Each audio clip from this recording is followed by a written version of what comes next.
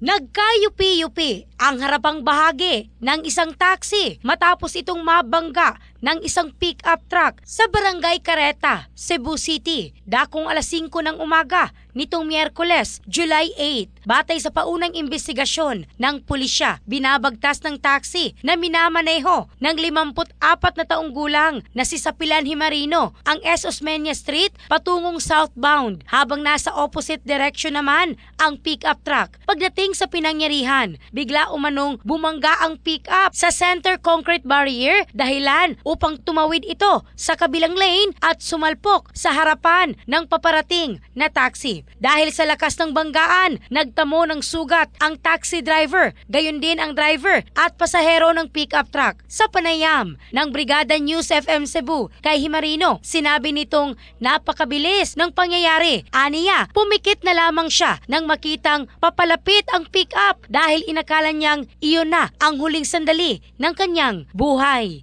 In the heart of changing lives, ako si Michelle Craste ng Brigada News Philippines, the Music and News Authority.